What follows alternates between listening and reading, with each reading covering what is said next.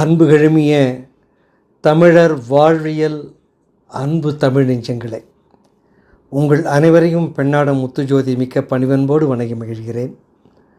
இன்று உங்கள் முன்னே தமிழர் வாழ்வியல் ஆயுரை 66 வழங்குவதிலே நான் மற்றற்ற மகிழ்ச்சி அடைகிறேன். பொருநதி பாய்கிற அந்த ஆற்றங்கரை பகுதி நாகரிகத்தை நாம் சிந்தித்து கொண்டிருக்கிறோம். பொருணை நதி, அதாவது தாமிரபரணி ஆற்றங்கரை நாகரிகம் என்றாலே நாம் மறக்க முடியாத, பிரிக்க முடியாத ஒரு நகரம்தான் இந்த கொற்கை. அதன் பின்னாலே துறைமுகம் மாறிய காயல். அதை பற்றித்தான் சென்ற வாரில் நாம் பறக்க சிந்தித்தோம். இன்னும் அந்த கொற்கை காயலை பற்றி சில செய்திகளை சிந்திப்பது இங்கே தகும் என்று நான் கருதுகிறேன். இந்திய நாட்டிலே 2 மலைகளை புலவர்கள் பாடாது ஓய்ந்ததில்லை. சந்தன மரங்கள், பொன்னிறமான சந்தன மரங்கள் நிறைந்த பொதிகமலை ஒன்று, அது தென்தமிழ்நாட்டு மலை. வெள்ளி பனிமலை படர்ந்த இமயமலை, அது வடநாட்டு மலை. ஆக ஒன்று பொன்மலை, மற்றொன்று வெள்ளிமலை. இதை இரண்டையும் பல புலவர்கள் பல காலங்களிலே புகழ்ந்து போற்றி பாடியிருக்கிறார்கள். மலை என்றாலே பொதிகமலை தான். அது தமிழ் பிறந்த மலை என்று சொல்வார்கள். அது புராணங்களை மறந்து விடுவோம், தமிழோடு தொடர்புடையது. பொதிகமலையுடைய தென்றல் வருகிற பொழுது அதோடு தமிழும் சேர்ந்து வந்ததாக சொல்வார். அதனால் தான் மலை என்றாலே பொதிகமலை தான். அதனால் தான் சிலப்பதிகாரம் மலையத்து ஓங்கி மதுரையில் வளர்ந்து புலவர் நாவில் பொருந்திய தென்றல். இந்த மலையத்து ஓங்கினா தமிழை பற்றி சொல்கிறார். எங்கு ஓங்கியது, எங்கு பிறந்தது, எங்கு வளர்ந்தது என்றால் பொதிகமலை. ஆக மலையம் என்றாலே பொதிகமலை தான். மலையத்து ஓங்கி மதுரையிலே வளர்ந்து சங்கம் வைத்து வளர்த்தார்கள். புலவர் நாவில் பொருந்திய தென்றல். அப்படிப்பட்ட தமிழை பற்றி சிலப்பதிகாரம் சொல்லுகிறது. ஆக மலையம் என்றாலே, மலை என்றாலே அது பொதிகமலை தான். அவ்வளோ சிறப்புடையது அந்த பொதிகமலை. அந்த மலையில் தோன்றி இந்த மண்ணிலே விழுந்து இந்த மண்ணை பொன்மயமாக ஆக்குகிற ஒரு நதி தான் இந்த பொருணை நதி என்கிற தாமிரபரணி. அப்படிப்பட்ட ஒரு மலையிலே பிறக்கிற பெரும் பேறு பெற்றதான் இந்த பொருணை. அந்த தென்தமிழ் நாடாகிய நெல்லை நாட்டுக்கு உரிய அந்நதி கடலோடு கலக்கும் இடத்தில் கொற்கை என்னும் துறைமுக நகரம்தான் முன்னாளில் மிக சிறந்து விளங்கிற்று என்பதை நான் சென்ற உரையிலே சொன்னேன். குமரித்துறைக்கும் கோடிக்கரைக்கும் இடையே அமைந்த கொற்கை மகரை, அந்த கொற்கை மாநகரை நாடி வந்தனர் பிற நாட்டு வணிகர்கள். கோடிக்கரைக்கும் இடையே, குமரித்துறைக்கும் கோடிக்கரைக்கும் இடையே அமைந்த ஒரு கொற்கை, அதை நாடி வந்தனர் பிற நாட்டு வணிகர்கள். நவமணிகளுள் ஒன்றாகிய நல்முத்து கொற்கை கடலில் வளமுறை விளைந்தது. ஆக பாண்டிய மன்னனுடைய வளமை செழுமைக்கு காரணமே இந்த கொற்கை முத்து தான். தென்பாண்டி நாட்டிலே முத்து விளைகிற துறைகளை எல்லாம் சேர்த்து தொகுத்தி பாடியுள்ளார் ஒரு கவிஞர். கோடும் குவடும் பொருந்தரங்க குமரித்துறையில் படுமுத்தும், கொற்கை துறையில் துறை வாணர் குளிக்கும் சலாப குவால் முத்தும். இந்த கொற்கை துறையில் துறைவாணர் குளிக்கும் சலாப குவால் முத்தும். இது யார் பாடினார்னா நெல்லை நாட்டு கவிஞராகிய குமரகுருபடி முனிவர் தான். இந்த குமரகுருபர முனிவர் தான் இது இவ்வளோ அழகாக பாடுகிறார். என்ன பாடுறாருங்க? கொற்கை துறையில் துறைவாணர் குளிக்கும் சலாப குவால் முத்தும். வாணர்னா அந்த துறையிலே வல்லமை புரிந்தவன்னு அர்த்தம். இசைவாணர்னா இசையிலே வல்லவர்கள். இப்போ ஒரு முத்துவாணர் பாடுறார். யாருங்க? அந்த பரதவர்கள், அந்த மீன் பிடிக்கும் தொழிலாளர்கள், அவர்களை வாணர் என்றே சொல்கிறார். அவர் முத்துவாணர்கள், அந்த துறையிலே வாணர்கள் அவர்கள். எதில்? கொற்கை துறையில் துறைவாணர் குளிக்கும் சலாப குவால் முத்தும். இந்த கொற்கை துறையிலே விளைந்த முத்து உருண்டு திரண்டு தெள்ளிய முத்தாக இருக்கான். அந்த உருண்டு திரண்டு இருக்கிறனால தான் அதுக்கு குவால் முத்து என்று குமரகுருவர் பாடுகிறார். விளைந்து முதிர்ந்த விழுமுத்து என்று கொற்கை முத்தினுடைய சீர்மையை 10 பாட்டில் ஒன்றாகிய மதுரை காஞ்சி சொல்லுகிறது. அது என்ன அழகான சொல்லாட்சி பாருங்கள். விளைந்து முதிர்ந்த விழுமுத்து, அது மதுரை காஞ்சி சொல்கிறது அந்த கொற்கை முத்து பற்றி. அயல்நாட்டு வணிகர்கள் பொன்னையும் பொருளையும் கொண்டு வந்து கொட்டினார்கள் கொற்கையில். எதற்காக? பாண்டிய நாட்டினுடைய அந்த முத்திற்காக, இங்கே விளைகிற சந்தனத்துக்கும் மகிழுக்காக. ஆக பல நாட்டு மன்னர்கள் வந்து இங்கே பொன்னையும் பொருளையும், அதனால தான் 1,00,000 பவுன் கொள்ளையடிச்சிட்டு போக முடிஞ்சது மாலிகாபுராவில். அவ்வளோ பொன் வந்து குவிந்தது இந்த பாண்டிய நாட்டிலே. ஒரு மாதம் முழுவதும் தேனை சேர்த்து வைக்கும் தேனி, அங்கெல்லாம் அலைஞ்சி திரிஞ்சு. ஒரு நாள் ஒரு நெருப்பந்தத்தை கொண்டு வருவான், அந்த தேனை எடுத்துகிட்டு போடுவான். அதான் ஈஆர்னா தேனி, ஈஆர் தேட்டி தீயார் கொள்வர், தீனா பந்தம், அவன் கொண்டு மூடுவான். அதுபோல் இப்படி பல விதமான நாடுகளிலிருந்து வந்து குவிந்த பொண்ணு இருக்குது பாருங்கள் இந்த முத்துக்காக. 1,00,000 பொண்ணை ஒரே நேரத்தில் அடிச்சுட்டு போட்டான் அந்த மாலிகாபுரம். ஆக விளைந்து முதிர்ந்து விழும் முத்து, அதான் அந்த கொற்கையோட முத்தினுடைய சீர்மை. அதை பாராட்டி பேசுகிறது மதுரை காஞ்சி. அயல்நாட்டு வணிகர்கள் இந்த பொன்னையும் பொருளையும் வந்து கொட்டினார்கள். தென்னாட்டு முத்து கடல் கடந்து பிற நாடுகளுக்கு எடுத்துக்கொண்டு போய் அந்த மன்னருடைய மணிமுடிகளிலே அந்த முத்து துலங்கிற்று விளங்கிற்றான் என்று ஒரு பழங்கால யவனர் குறிப்பு ஒன்று சொல்கிறது. யவனர்னா கிரேக்கர்கள். கிரேக்க நாட்டில் ஒரு குறிப்பு என்ன சொல்லுதுன்னா, எங்கள் மன்னருடைய மணிமுடிகளை கொற்கையினுடைய முத்து, பாண்டிய நாட்டினுடைய துறைமுக கொற்கையினுடைய முத்து வந்து அலங்கரிக்கிறது என்று அந்த நாட்டு குறிப்பு சொல்லுது. அப்போ எவ்வளோ சிறப்பு பாருங்கள் கொற்கை முத்துக்கு. அந்நாளில் பாண்டிய மன்னர்களுக்கு முத்து சலாபமே சிறந்த தொழில். முத்து சலாபம்னா முத்து எடுக்கிற தொழில். இதை நன்கு அறிந்து பாடினார்கள் நல்லிசை போராகிய ஔவையார். எப்படி பாடுறாங்க பாருங்கள் ஔவையார். பாண்டிய நாடுனாலும் என்ன சிறப்பு, ஔவைக்கு என்னன்னு ஞாபகம் வருதுன்னா முத்து தான். இந்த சொல்லாட்சி எல்லாரும் கேள்விப்பட்டிருக்கலாம். இந்த வெண்பாய் பெரும்பாலும் கேட்க சில பேருக்கு வாய்ப்பு இருந்திருக்காது. ஆனால் அந்த வெண்பாவை நான் சொல்லுகிறேன். வேழம் உடைத்து மலைநாடு மேதக்க சோழ வளநாடு சோறுடைத்து பூழியர்கோன் தென்னாடு முத்துடைத்து தென்னீர் வயல் தொண்டை நன்னாடு சான்றோருடைத்து. சோழநாடு சோறுடைத்து, சேரநாடு வேழமுடைத்து,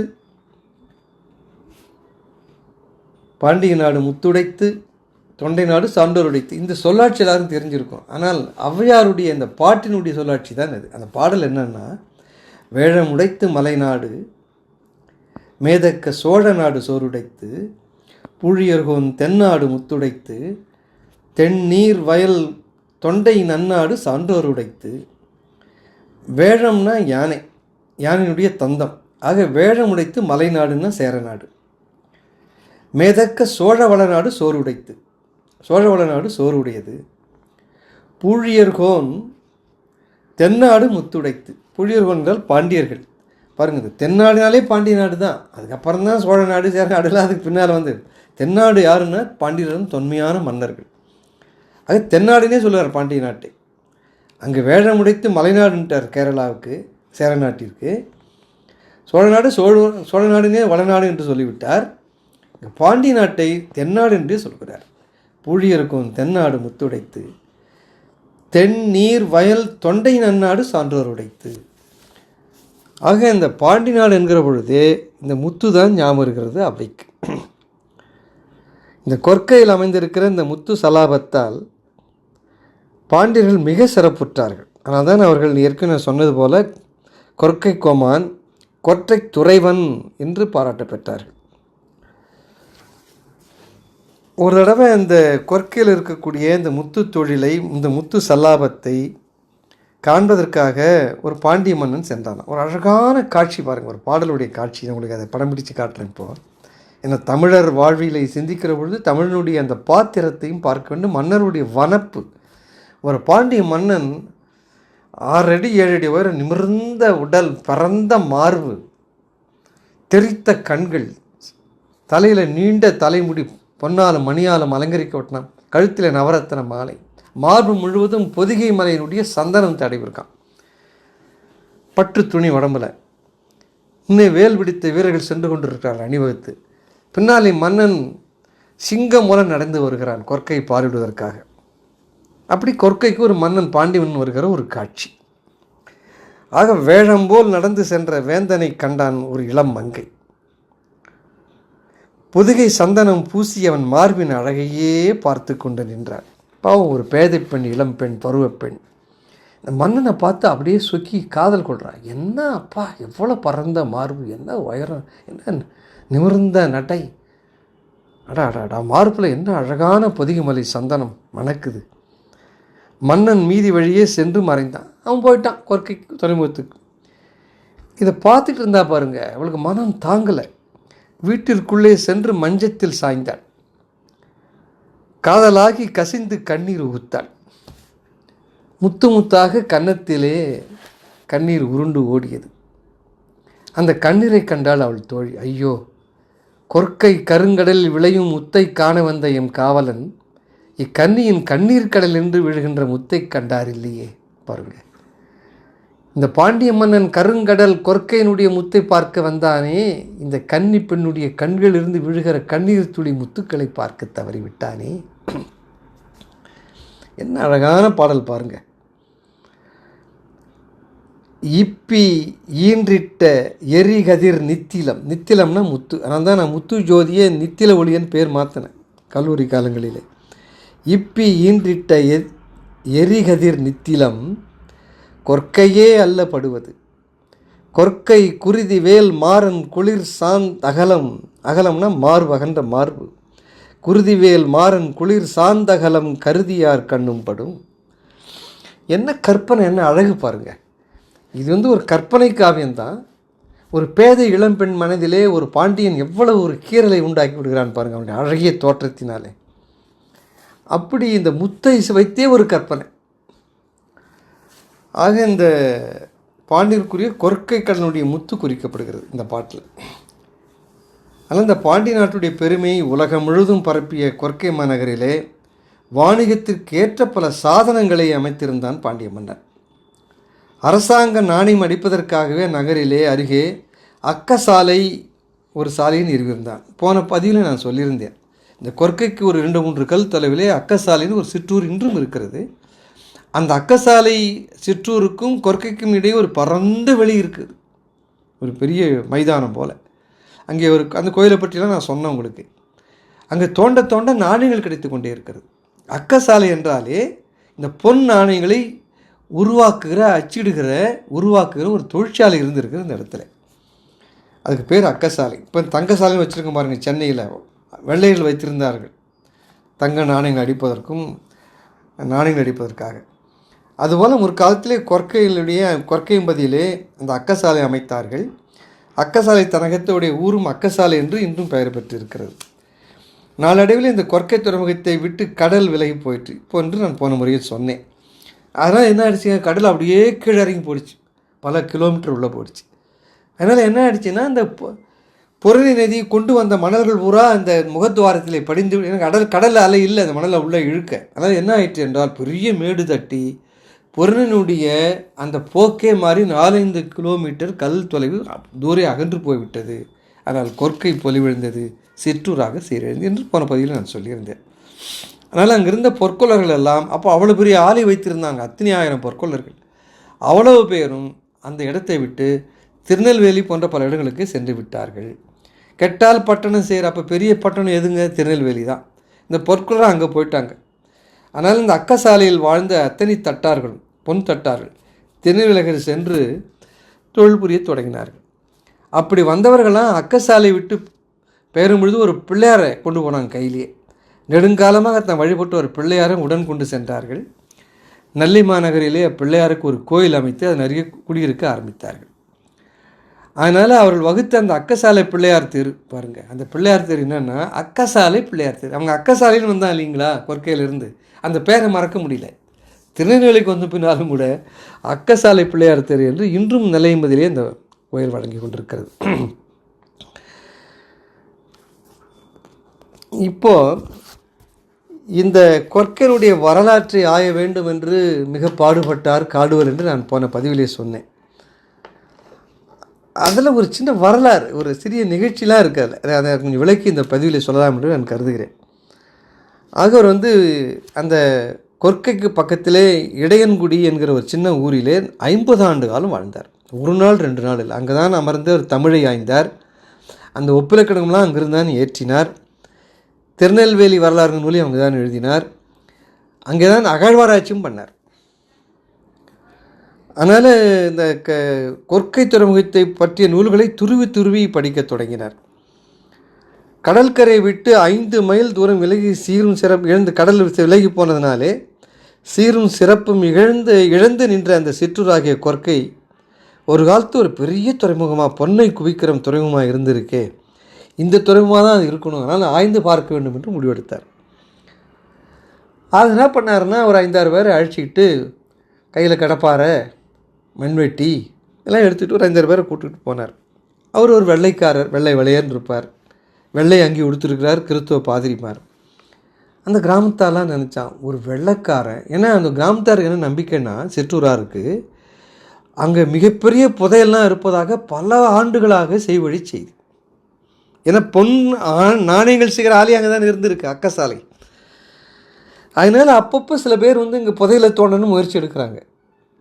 அப்போல்லாம் என்ன செய்கிறாங்கன்னா, ஊருக்காரர் தடுத்துருவாங்க. எங்கள் ஊரிலே பல புதையல்கள் இருக்கின்றன, அது எங்கள் மண்ணிற்கு சொந்தம், அவைகளை பூதங்கள் காவல் காத்து கொண்டிருக்கின்றன, அது யாரும் எடுக்கக்கூடாது என்று மறுப்பார். அதுபோல் கால்டுவெல்லையும் நிறுத்தி விட்டார்.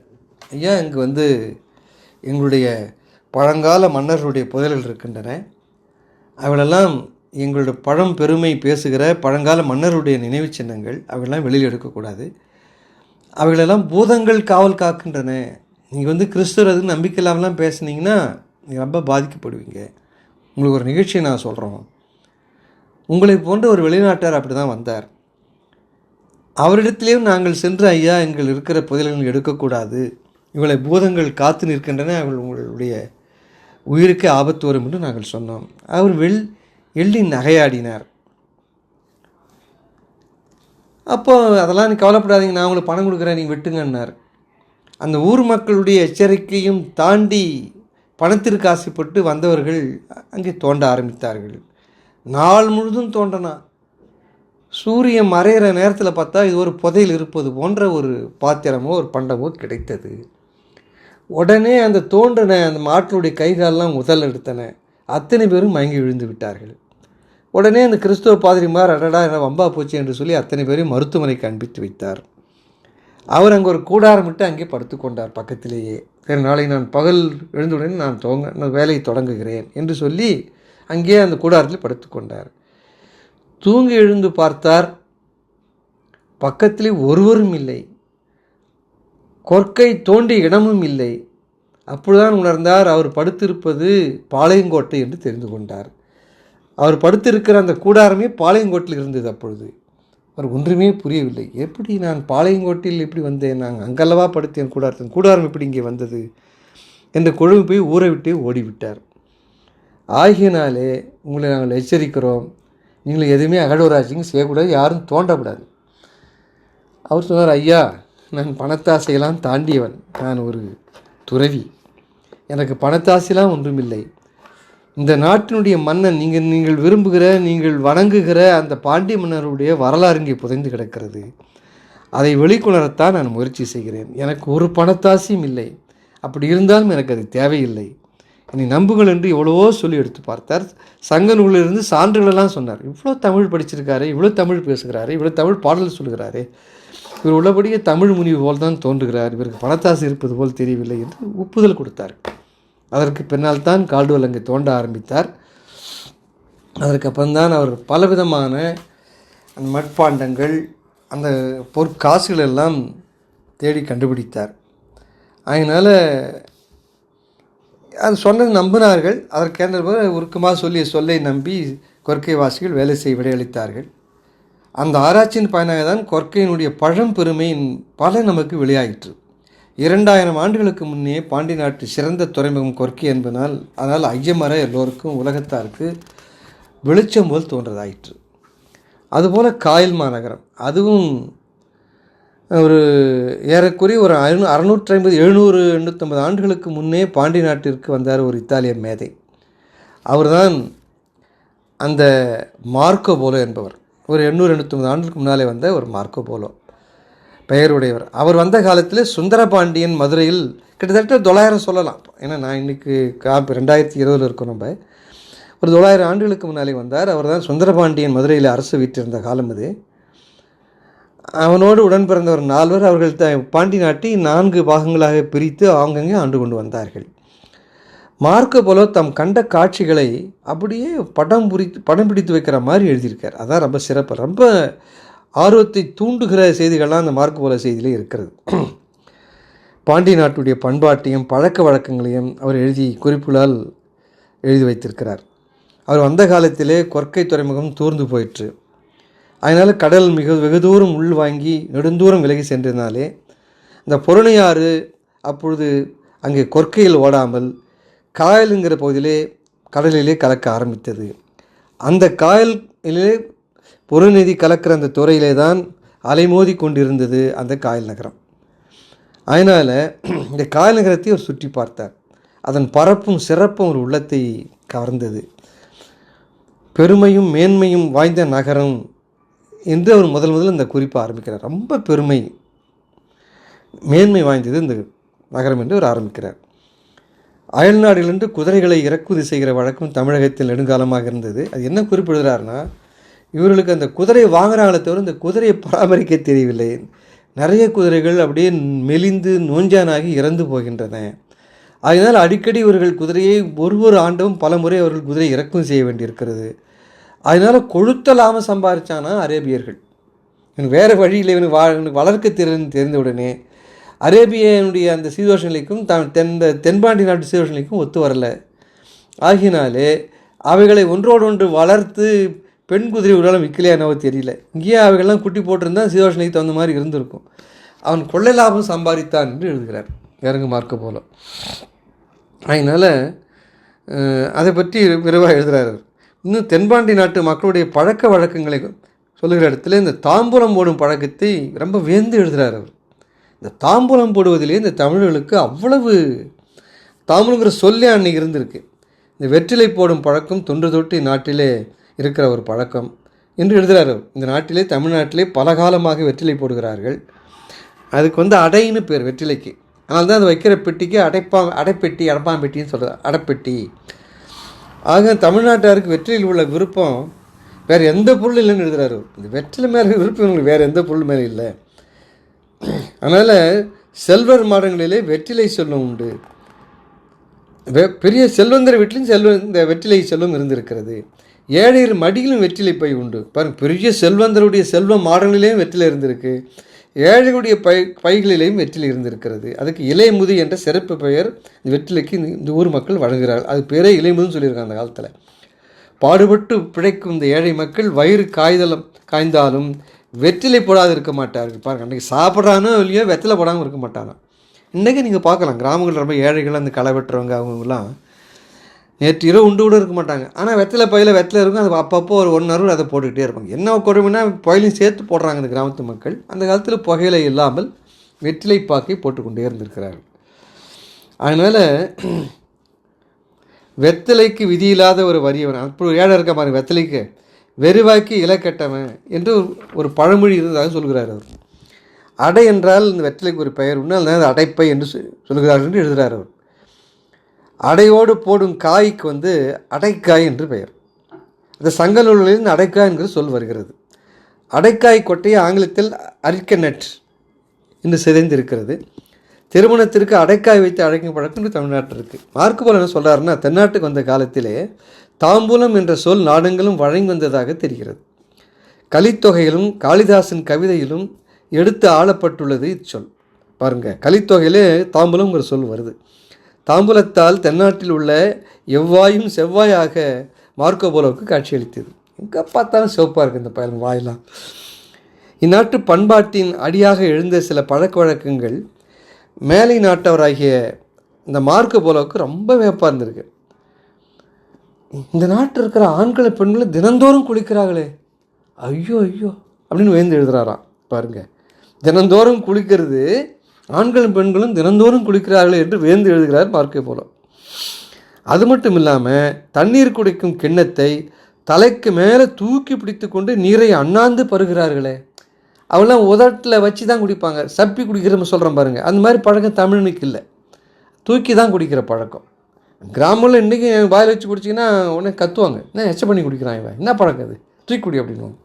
பாருங்கள், அந்த மரபு 2000 ஆண்டாக இன்றைக்கி இருக்குது. இப்போ கொஞ்சம் கொஞ்சமாக மாறி வருது. இப்போ இன்னும் சொல்ல போனீங்கன்னா கேஸ் டாக்டர்லாம் கேட்டிங்கன்னா தூக்கி குடிக்கூடாது, சப்பி தான் குடிக்கணும், இல்லைனா காற்று உள்ள போடுன்னு மிரட்டுறான். இப்போ அது தமிழர்கள்லாம் அந்த கிண்ணத்தை தூக்கி தலைக்கு மேலே அண்ணாந்து தான் பருகியிருக்கிறார். அதை பார்த்து வைக்கிறார், இவர்கள் கிண்ணத்தை தூக்கி அண்ணாந்து பருகிறார்களே. அவர் குறிப்பில் எழுதுகிறார் அப்படி. இரு கையால் உணவை எடுத்து உண்ணாமல் ஒரு கையால் எடுத்து உண்கிறார்களே. அவன் 2 கையால் கடித்து கையில் எடுத்து இடது கையில் வலது கையெல்லாம் சேர்த்து தின்ற பழக்கம் அவங்களுக்கு. இப்போ கோழி தின்றானா அவன் இடது கையில் வச்சுக்கோ, வலது கையில் எடுத்து தின்னுவான். நம் தமிழர்கள் வலது கையால் மட்டும்தான் உண்பார்கள். அதை பார்த்து வைக்கிறான். 2 கையால் சாப்பிட மாட்டேங்கிறான், ஒரு கையாலே சாப்பிட்றானே. வீடு முழுவதும் சாணத்தால் மெழுகிறார்களே, இது என்ன பழக்கம்? அறையில் உடுத்தி ஒரே ஆடையோடு வெளியெல்லாம் திரிகிறானே, இடையில் ஒரே ஒரு துணி தான், பெண்களுக்கு மிக குறைந்த ஆடை தான் மேலே. அது அவனுக்கு ஆச்சரியமாக இருக்குது. இது எப்படி இது நம்ம இங்கெல்லாம் போட்டுக்கிட்டு திரிகிறோம்? எவ்வளோ குறிப்பு எழுதியிருக்கார் மார்க்கோ போலோ. இது அப்போ எவ்வளோ அவருடைய பண்பாட்டு நம்ம பண்பாட்டுக்கு எவ்வளோ வேறுபாடு இருக்குன்னு காட்டிருப்பாருங்க மார்க்கோ போலோடைய குறிப்புகள். இதுபோல் இந்த தென்பாண்டி நாட்டினுடைய பழக்க வழக்கங்களை விரித்து எழுதிய மார்க்கோ போலோ காயல்ங்கிற இந்த காயல் ஊருக்கு வந்தாச்சு இல்லைங்களா, காயலின் அருகே இருந்த முத்து சலாபத்தையும் விளக்கமாக குறிக்கிறார். முத்து எடுக்கிறது, காயலுக்கு பக்கத்திலே முத்து எப்படி எடுக்கிறார்கள், வேநீர் காலத்தில் அதாவது ஏப்ரல் மாதத்திலே முத்து குளிக்கும் வேலை தொடங்கும், இதெல்லாம் அவர் எழுதின குறிப்பு. கடலுள் மூழ்கி பழகிய பரதவர்னா அந்த மீனவர்கள் படகுகளில் ஏறி செல்வார்கள். முத்துச்சிப்பிகள் விளையும் இடம் தெரிந்து படகை நிறுத்தி பணி செய்வர். படகிலே கட்டிய கயிற்றை பற்றி கொண்டு நீரின் உள்ளே இறங்குவர். அகப்பட்ட முத்துச்சிப்புகளை வாரி எடுத்து இடுப்பிற் கட்டிய பையில் இடுவர். மூச்சு முட்டும் பொழுது கயிற்றை அசைப்பார்கள். படகின் மீது நிற்கும் தோழர்கள் உடனே கயிற்றை இழுத்து அவரை படகின் மேல் ஏற்றுவர். எடுத்த சிப்பிகளை படகிலே கொட்டிவிட்டு சிறிது இளைப்பாரி மீண்டும் கடலின் உள்ளே இறங்குவர். இவ்வாறு நாள் முழுவதும் பணி செய்து முத்து சிப்புகளை கடற்கரையில் கொண்டு வந்து குவிப்பார்கள். அங்கே ஒரு சின்ன குறிப்பு உங்களுக்கு சொல்கிறேன். இந்த பழக்கம் இன்றைக்கி அந்த பழக்கம் இருக்கான்னு தெரியல. படகுல போகிறப்போ மேலே ஒருத்தன் உட்காந்துக்குவான், நீண்ட கயிறை கீழே விடுவான். அந்த கடல் ஆழத்திற்கு ஏற்றாற்போல் இந்த கயிறு இருக்கும். அந்த கயிறை பிடிச்சிக்கிட்டே ஏறுவான், இறங்குவான் கீழே கடலுக்குள்ளே. அதை இடுப்பில் கட்டியிருப்பான் அந்த கயிறை. இவன் மட்டும் 2 கையால் முத்தை அள்ளி இடுப்பில் இருக்கிற பையில் போட்டுக்கிட்டே இருப்பான். மூச்சு முட்டுறப்போ அந்த கயிறை பிடிச்சி நல்லா ஆட்டினோடனே மேலே இருக்கும், ஆகா மூச்சு முட்டுறான்னு இடுன்னு இழுப்பான் மேலே. என்ன சொல்லுவாங்கன்னா ஒரு பழமொழி, அந்த முத்து இது தூத்துக்குடி பக்கம்லாம் மேலே இருக்கிற மாமன், அதாவது இவனுடைய மனைவியோட அண்ணன் அல்லது தம்பியாக இருப்பான். அது ஏன் நினச்சி பாருங்க நீங்கள், கீழே போகிறனுடைய மனைவியோட அண்ணனோ தம்பியாக தான் மேலே கயிறு இருக்கணும் இருப்பான். அவனுக்கு தான் தெரியும் நம்ம தங்கையோ அக்காலோ விதவையாடக்கூடாது, இவனை சீக்கிரம் மேலே இழுத்தால் தான் நம்ம அக்கா தங்கச்சியினுடைய தாலி நீக்கும். அந்த பரிவுக்காக அக்கறைக்காக இது ஒரு பேச்சு, ஒரு சிறு செய்தியாக சொல்லி வைக்கிறேன். இப்போ முக்கியமான செய்தி ஒன்று உங்களுக்கு நான் சொல்ல போகிறேன். இப்போ இந்த முத்து வெளியில் எடுத்தாந்தாச்சு, படகுல கொண்டாந்தாச்சு, கரைக்கு வந்தாச்சு. அவன் அப்படியே படகுல அப்படியே சாஞ்சு ஓஞ்சு கிடப்பான். இந்த முத்து எடுத்து உள்ளே போய் மூச்சு பிடிச்சி எடுத்துவேன். பங்குறாங்க இங்கே 10ல் 1 பங்கு பாண்டிய மன்னனுக்கு திரையாக செல்ல வேண்டும். சரி, இதை நாடாளுற மண்ணை 10ல் 1 போகுது, கரெக்டு. இவன் கடலில் மூழ்கி உள்ளே போய் மூழ்கிறப்போ இந்த மீன்கள், சுறா மீன்கள், எல்லாம் மூழ்கிவிடாமல் இருக்கணுமா, யாரை, முத்து குளிக்கிறவனை. அதுக்காக ஒரு சிறப்பான மந்திரத்தை வீட்டில் சொல்லிகிட்டு இருக்கானா பிராமணன். என்னம்மா ஏமாத்திருக்கான் பாருங்க. முத்து குளிக்கிறவன்லாம் கடலுக்குள்ளே போய் சுறா மீன் அவனை அடித்து தின்னாமல் இருக்கிறதுக்காக நான் ஒரு சிறப்பு மந்திரத்தை ஓதிக்கொண்டு இருக்கிறேன். அவனுக்கு இருக்கிறதுல ஒரு பாகம். என்ன கொடுமை பாருங்கள். அவன் வீட்டில் உட்காந்துக்கிட்டு இவன் மூச்சை பிடிச்சிட்டு கடலில் போய் உயிரை பணையை வச்சு முத்து எடுக்கிறான். அவன் நோகாமல் நுங்கு தின்றான். வீட்டில் உட்காந்துக்கிட்டு இவனை சுறாமீன் தின்னாமல் இருக்க வேண்டும் என்பதற்காக அவர் வீட்டில் வந்து வேதம் ஓதினேன்னு அவன் சொல்கிறான். அதுக்காக ராஜா கட்டளை அவனுக்கு கொடு, இந்த மீனவனுக்கு பரதரம் 5 சாமி கொடுக்கணும், சாமி கொடுத்தா தான் நம்ம அடுத்த நம்ம சுறா மீன் தின்னாமல் நம்பிக்கை. எப்படி அவன் மற்றவன் நம்பிக்கையை அறுவடை செய்கிறான் பாருங்க. இதெல்லாம் மார்க்கோ போலோ எழுதியிருக்கார். இதெல்லாம் கற்பனை இல்லை, அவர் குறிப்பில் இருக்குது. அதனால் அவன் வாயால் மந்திரத்தை கற்றாராம் இவர். ஆனால் அவருக்கு 20ல் 1 பாகம் மந்திர கூலியாக கொடுக்கப்படும். எஞ்சிய சிப்புகள் பாடுபட்டோருக்குரிய பங்காகும் என்று மார்க்கோ போலோ கூறுகிறார். தமிழ்நாட்டு மன்னர் நீதியும் அவர் எழுதிய குறிப்புகளில் மிக சிறப்பாக எழுதியிருக்கார். நாட்டை காப்பது அரசு, அரசை காப்பது நீதிங்கிறார். அரசனே காக்கிற நீதாங்கிறார். இறை காக்கும் வையகம் எல்லாம் அவனை முறை காக்கும் முட்டாசின் வள்ளுவர் சொல்கிறார். அது மாதிரி அந்த குறிப்பு எழுதுகிறார். இந்த குறள் அவர் எழுதலை, இந்த கருத்தை அவர் எழுதுகிறார்.